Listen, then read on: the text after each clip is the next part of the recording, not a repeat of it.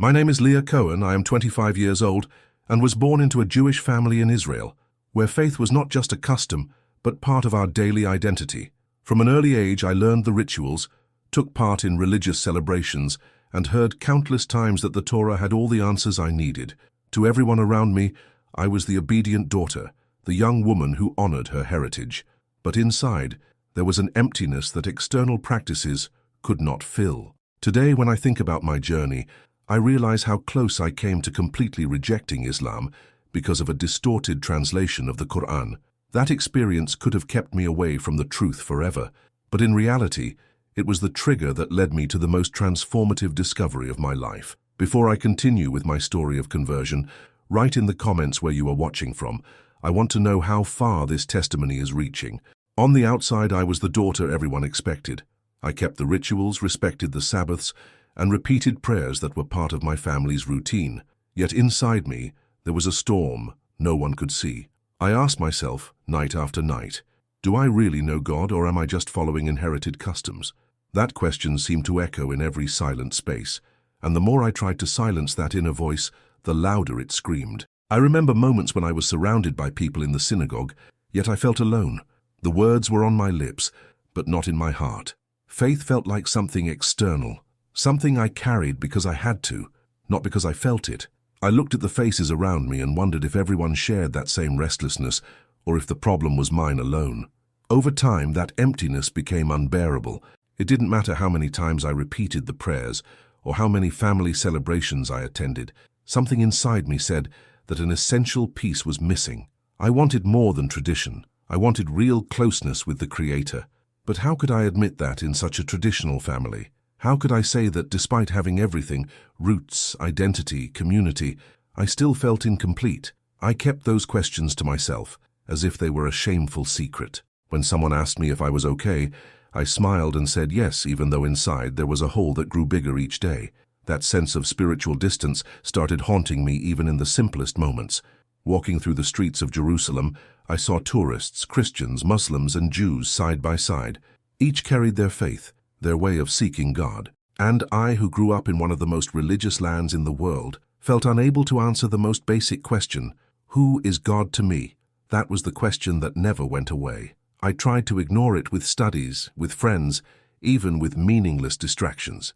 But somehow it always came back insistent, as if it were a calling.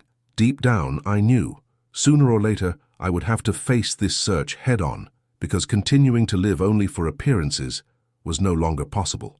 It was an ordinary afternoon in Tel Aviv.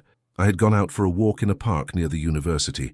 The sun was already hiding behind the trees, and I took the moment to clear my mind after another day full of obligations. I sat on a random bench, expecting nothing more than a few minutes of rest. That's when an elderly man with dark skin and calm eyes approached and, without any formality, asked a question that pierced through my defenses. Do you really believe in God? At first I was taken aback. No one had ever asked me that question so directly. I could have answered mechanically yes. After all, coming from a traditional Jewish family, belief in God was something expected, almost automatic. But at that moment, something stopped me from giving the ready-made answer. I stayed silent. The old man just smiled, as if he understood that the pause already said a lot. I went home with my mind in turmoil. For days that phrase echoed as if it had been engraved deep in my consciousness. Do you really believe in God? It wasn't an accusation or a challenge. It was a subtle provocation that exposed the fragility of my faith. For the first time I realized that maybe I had never truly sought God. I had repeated prayers, followed rules, respected traditions, but had I ever stopped to truly know Him? The restlessness grew. In the midst of classes and responsibilities, I found myself reflecting on the difference between believing out of cultural inheritance and believing out of conviction. The first was a burden I carried without question. The second seemed like a path I had not yet had the courage to take. The old man in the park, with his simple question, had opened a crack that now widened with every thought. I never saw that man again, but his presence never left me. I began to observe the people around me with new eyes. Muslim neighbors praying 5 times a day, Christians singing in their churches, even tourists seeking spirituality in the Holy Land. They all seemed to have an intimate point of connection with the divine, something I had not yet experienced. There were nights when I lay down asking myself, what if I've never truly known God? What if all my practice until now has been only tradition without heart? These questions kept me awake, but at the same time awakened a strange hope. Maybe I was on the verge of discovering something greater. I realized that that conversation had not been a coincidence. It was as if God had used a stranger to confront me and invite me to finally begin a genuine search. And without even realizing it, the first step of my transformation had already begun on that park bench, with a question that changed everything. The restlessness growing inside me pushed me to places I had never considered before. I wanted answers, something that would give meaning to my deepest questions, and so I decided to look in sources different from what I was used to. That's how one afternoon I walked into the university library and came across a shelf full of religious books. Among them, one volume in particular caught my attention, the Qur'an. Until then, I knew Islam only through scattered comments, newspaper headlines, and films that always portrayed it negatively. Even so, something inside me said I needed at least to leaf through those pages. I picked up the most beautiful copy, with a red cover and golden letters, and sat down at the table. Without thinking much, I did what many people call an innocent gesture. I opened to a random page as if expecting to find an immediate answer. The first line my eyes read left me in shock. The text seemed to state that Muslims should kill Jews. My heart raced. I felt my hands tremble and slammed the book shut, as if I had been personally attacked. In that instant, anger took over me. I had grown up hearing stories of persecution, prejudice, and pain against my people. And there, right in front of me, seemed to be proof that this religion reinforced exactly that. I left the library outraged. I walked through the streets with my mind on fire, repeating to myself, how can anyone believe this comes from God? To me, it was unthinkable that a creator who presents himself as just and merciful could order something so cruel. I was certain I didn't need to keep reading, because I had already found enough reason to reject Islam. For days I avoided even thinking about the episode. Whenever I remembered, a mix of sadness and fury took over me. It was as if I had opened a forbidden door and found only darkness. Inside, I told myself, see? This is why our parents and grandparents always warned us. This book is not for us.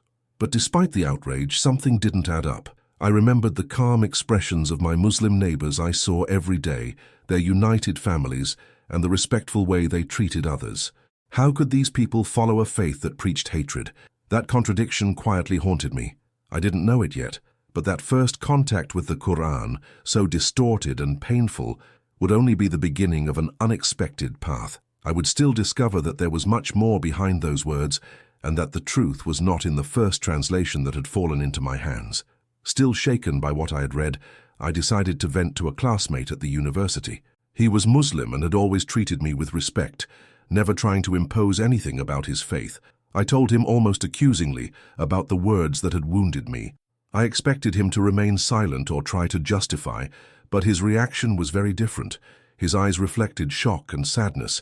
He took a deep breath and told me firmly, Leah, what you read is not the true Qur'an. That is a translation made centuries ago by people who hated Islam and wanted to paint it as cruel.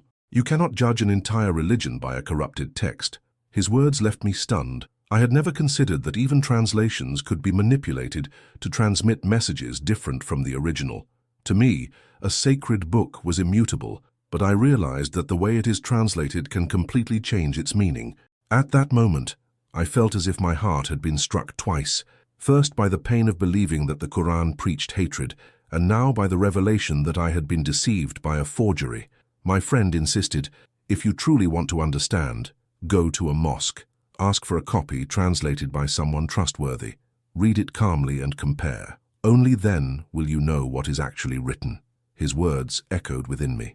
Part of me wanted to simply forget everything and return to my routine. It would be easier not to stir this hornet's nest, not to go against my family and not to risk the safety of my own heart.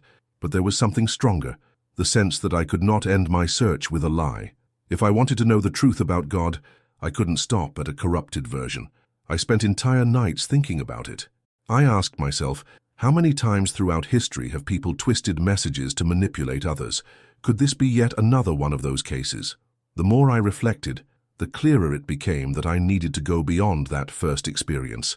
That was when I realized the wound of disappointment had turned into the drive to continue. Something inside me told me it was no coincidence that I had read exactly that version, as if it were a test to measure my sincerity in seeking the truth. Afraid but also hopeful, I made a decision. I would look for the true Qur'an. I wanted to know with my own eyes and heart what God had really revealed and not what others had put into his words. Opening the Qur'an again was not easy. I still carried the bitter memory of the previous reading, which had left me angry and distrustful. Even so, I followed the advice I had been given and went to a nearby mosque. There, an elderly man welcomed me with a serene smile. I told him what had happened and the confusion consuming my heart. He did not judge me. He simply walked over to a shelf and placed a new translation in my hands, explaining, "Daughter, this version was made with honesty, directly from the original Arabic. Read calmly and see for yourself." I went home with the book pressed to my chest, as if carrying something precious. I sat at the table, took a deep breath, and opened to a random page. My eyes fell upon words completely different from those that had hurt me. I read about the creation of the heavens and the earth, about God's mercy, and about the importance of justice, even against ourselves or against those we love. It was as if each line erased the darkness of the previous experience, revealing an unexpected light. As I read, peace filled me. The anger I had once felt dissolved, replaced by sincere curiosity. I asked myself, how could this book have been so misinterpreted? How do so many people around the world find meaning and hope in it, and I almost rejected it without ever truly knowing it? I kept turning the pages. I found verses that spoke of compassion for the poor, care for orphans, and respect for creation. It was all so direct, so human, and at the same time, so divine. For the first time, I felt I was in front of words that didn't just inform, but transformed. The most surprising part was the sense of dialogue. It didn't feel like I was just reading an ancient text, but as if a voice was speaking directly to me, reaching into my deepest thoughts. Each verse seemed to answer questions I had never been able to put into words. In that moment, I realized that the lie had almost kept me from the truth. The initial shock had put me on guard, but the correct reading was opening a door I no longer wanted to close. It was as if God was showing me that even when error tries to deceive us, the truth always finds its way to a sincere heart. I closed the book with tears in my eyes. They were no longer tears of indignation, but of relief. I had finally found a thread of hope that connected me to the Creator, and I knew this would be only the first of many readings that would change my life. After that experience, I realized I could not stop at the first contact. I began reading the Qur'an more carefully, and what impressed me most was the way it described creation. It was not a distant or cold text. It felt like an invitation to open my eyes and see the world around me with a new perspective. I spent entire nights poring over the pages that spoke of the sky, the earth, the seas, and the animals. When I read about the stars, it felt as if the very firmament above me had taken on new meaning. They were no longer just luminous points in the dark, but constant reminders that there is a Creator, sustaining every detail of the universe. The verses about the seas also struck me deeply.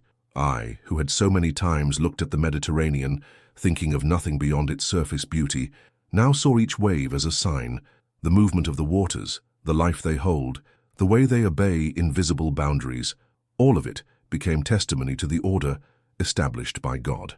It was then that I realized I had never truly contemplated the world as a message. I grew up learning to see nature only as the backdrop of daily life, never imagining that each part of it could carry a spiritual lesson. The Qur'an showed me that everything that exists, from the bee that produces honey to the human heart that beats without us even noticing, is an invitation to reflect on the greatness of the one who created it all. Each time I read, my perspective changed. Walking through the streets, observing the trees or feeling the wind stopped being routine and became an exercise in spirituality. I asked myself, how could I have lived so many years seeing all this and never realized they were signs? Over time, the sense of emptiness that had followed me began to give way to a kind of gratitude I had never experienced before. It was as if I had finally found the key to connect my reason with my faith. I understood that the science I admired could explain how things work, but it was revelation that showed me the purpose behind them. Those nights of reading and reflection marked the beginning of a silent change within me. I was no longer the same young woman who sought only intellectual answers. I was learning to hear Allah's call through creation itself, and the more I paid attention to those signs, the clearer it became that my spiritual journey was only beginning. As my heart opened to new truths, my life at home became increasingly difficult. Until then, I had read discreetly, made notes in secret, and kept everything to myself. But secrets don't last forever. One night, my father walked into my room and found the Qur'an on the table. The expression on his face was something I will never forget. The questions came like arrows. "What is this? Since when have you been reading this book? Are you betraying our faith?" I tried to explain that it wasn't about abandoning who I was, but about seeking answers that had always been with me. But nothing I said seemed enough. My mother cried beside him, saying I was destroying the family's honor, while my brother looked at me as if I were a stranger in my own home. Those were days of heavy silence, accusing glances and slamming doors. The house where I grew up, which should have been my refuge, became a place of fear and anguish. Meals were marked by arguments, and many times I preferred not to sit at the table to avoid new conflicts. Despite the pain, something inside me had already become firm. I could no longer pretend I hadn't found something real. For the first time, I knew that my relationship with God was direct, without intermediaries, and that no human judgment could erase that discovery. That conflict taught me two things. First, that truth has a price and sometimes it is high. Second, that genuine faith does not depend on the acceptance of others, but on the conviction born within the soul. And as painful as it was to be rejected by my own parents, I understood that my journey could not stop there. I had to continue, even if it meant walking alone. The weight of doubt and rejection followed me every day, but within me grew a certainty that could no longer be postponed. I spent months keeping secrets, whispering supplications in my room, feeling the tears soak my pillow as I begged God to guide me. Each night brought me closer to the decision I knew was inevitable. On the morning I gathered the courage, I walked to a nearby mosque. My heart pounded as if it would burst from my chest and my hands trembled. I wondered how I would be received, if they would understand the gravity of what I was about to do. As I crossed the doorway, an indescribable peace came over me, as if I were finally walking into my true home. Before the imam and a few witnesses, I pronounced the words of the Shahada. Each syllable seemed to strip away the weight of the past and open space for a new identity. At that moment, I was not just Leah, daughter of a traditional Jewish family. I was now a servant of Allah, aware that my life had been reshaped by faith. There were no fireworks or applause. There was silence, tears, and a serenity so deep it seemed to envelop me completely. It was as if, after years of searching and wandering, I had finally found the place where my soul could rest. I hadn't just adopted a religion, I had been reborn into a new life. After a few days of living this new stage in silence, I felt I could no longer keep my experience to myself. It was as if Allah had placed in my heart the need to testify, to show the world that the truth can be found even when everything seems lost. I sat in front of the camera, still insecure, and began to speak. I told how a distorted translation had almost destroyed my faith, how I thought the Qur'an preached hatred against my own people, and how that enraged me. But I also shared the moment when I discovered that was not the true message, and how little by little I was embraced by words of mercy, justice, and peace. As I shared my journey, I asked Allah for forgiveness for the times I had let anger and fear take over me. I declared without hesitation that today my life belongs to the Creator, and that Islam has given me what I had always sought: clarity, purpose, and inner peace. The video spread faster than I had imagined. People from different countries commented, some with tears, others sharing similar stories. And here I want to open my heart. If this story touched you, consider supporting this channel through the Super Thanks button. That contribution helps bring stories like mine to even more people who need to hear that Allah transforms lives. Looking back, I realized that even the moments of greatest confusion had a purpose. The initial shock, the anger, the sense of betrayal, all of it ended up becoming steps that led me toward the light.